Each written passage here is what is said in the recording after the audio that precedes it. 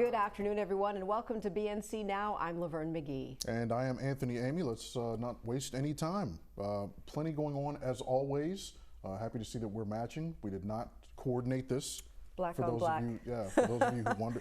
It is funny though, there are many people out there who watch television and they often wonder, do people coordinate their ensembles or their outfits from day to day? We did not, just in case any one of you is wondering that. We're just starting to think alike because we work together Which so can much. be very, very scary if there's any synergy here.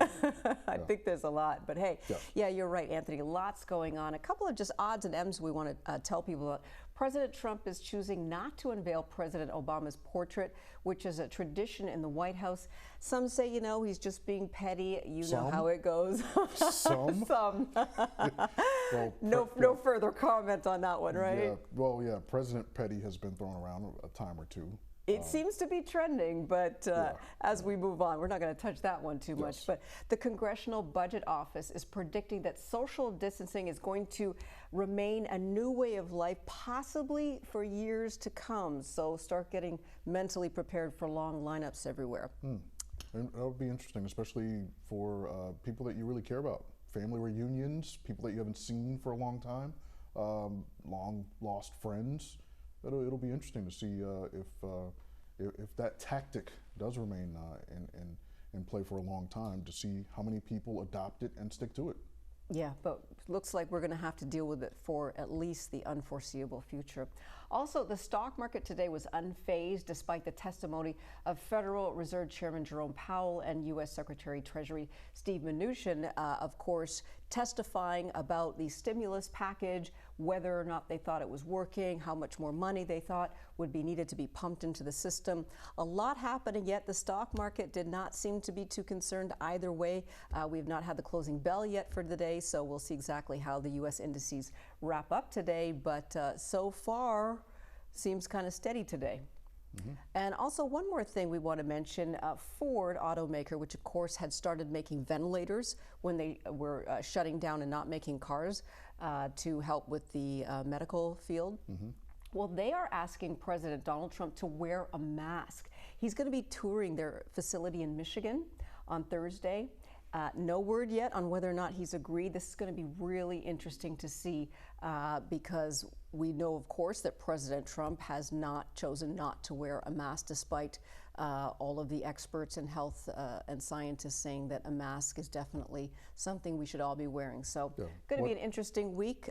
Those are just some of the odds and ends we wanted to make sure people were aware of happening right now. Quick question before we move along. Do you want to put a percentage in terms of chances that the president will don a mask? This is the sportsman in you, always betting, right? Always interested in the odds, yes. Yeah, forget about Vegas. The odds are on whether President Trump will wear a mask to the Ford auto plant. I think most people are going to say he's probably not going to, and there's really nobody who can stop him. Slim to none in terms of the chances, no question. Absolutely. And of course, we want to get you caught up on the latest information regarding the coronavirus. Here are the latest numbers. More than 4.8 million cases of COVID-19 have been recorded worldwide, including at least 319,000 deaths. President Trump's ultimatum. He has threatened to permanently pull U.S. funding from the World Health Organization if it does not commit to major substantive improvements in the next 30 days.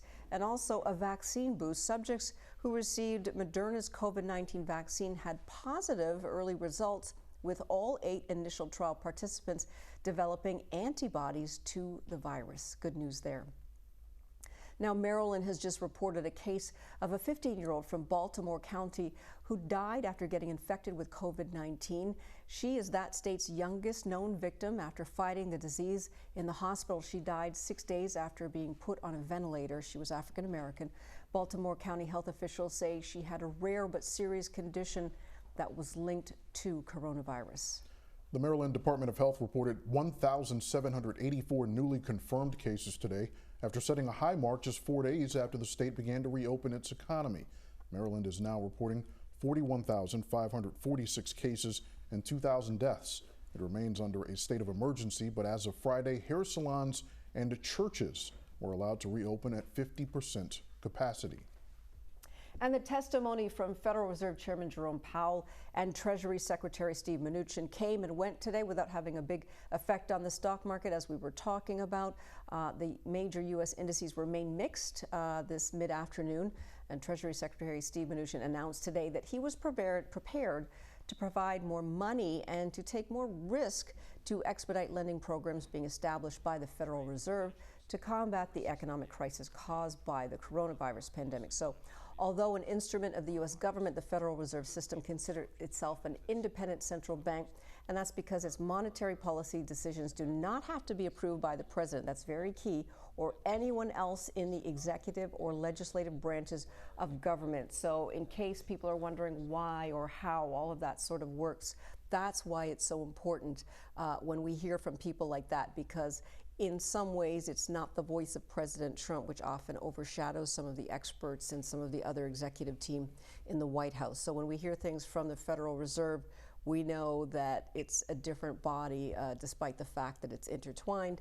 They do not have to have President Trump's permission on certain things. Well, and we've actually had this conversation off air a number of times, where Jerome Powell has been someone who has just taken a verbal lashing from the president numerous times. So your explanation there probably is a good one as to why that is. In fact, I can't even recall how many times, but it's been numerous times where the president has had an issue with something that Jerome Powell has done, and he's taken umbrage with something that he's done. So that what you just said probably explains it to a T as to why there is no firm sense of controlling what the no, Fed he chairman cannot. He cannot control Jerome Powell. That is true, or the board there, of course. And I think what you're referring to is President Trump before the coronavirus. He was trying to get the U.S. dollar devalued. Remember back then, because of course, if the dollar is lower, you can compete on the global stage.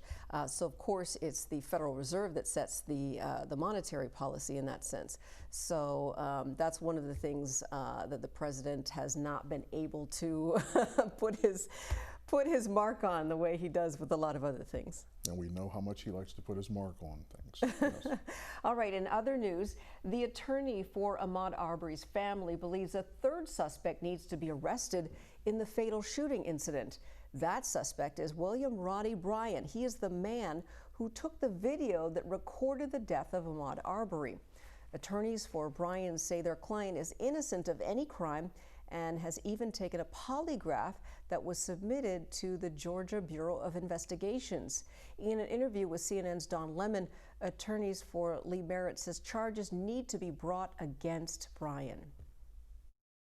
It's almost like he and his attorney don't appreciate that when he got in his truck and followed Ahmaud around, it didn't matter if he had a gun or if he believed that he was using his gun in a threatening manner. It doesn't matter if he believed that he contacted the McMichaels before. He recorded a man being murdered. He didn't flinch. And former President Barack Obama called attention to the fatal shooting of Ahmaud Arbery during his virtual message to HBCU graduates. Here's a listen. A disease like this just spotlights the underlying inequalities and extra burdens that Black communities have historically had to deal with in this country. We see it in the disproportionate impact of COVID-19 on our communities, just as we see it when a Black man goes for a jog and some folks feel like they can stop and question and shoot him if he doesn't submit to their questioning. So there you go. You heard him toward the end talking about an innocent Black man, or a supposed innocent Black man, or just a regular Black man going for a jog. Anthony, we've been talking about this a lot. I know you've got a lot of thoughts on this. Well, one of the enduring images of the Obama presidency was when he shed tears moments after the Trayvon Martin situation and that murder, that killing. And he speaks for so many when it comes to the plight of young Black men in this country who are gunned down, who are targeted for absolutely no reason whatsoever. The one sense of calm that we can gain from hearing from President Obama really is that in itself, the calming tone in his voice, that sense of leadership. Unfortunately, it's another example of President Obama having to step in to shine a light on an issue that has been occurring for decades and decades. And I've been vocal about my own sons and having that conversation with them as to how to carry themselves. Well, you can speak to your children all you want about carrying themselves in the right way when it doesn't matter to the person who is on the other end, then I'm not sure exactly what you can do. So that conversation, that topic remains a sensitive one and always will for blacks in this country, and particularly black males. Absolutely, and so glad to hear former President Barack Obama speaking out, as I know that it at least gives some sort of sense of somebody is listening and somebody is watching. And someone can empathize. Absolutely.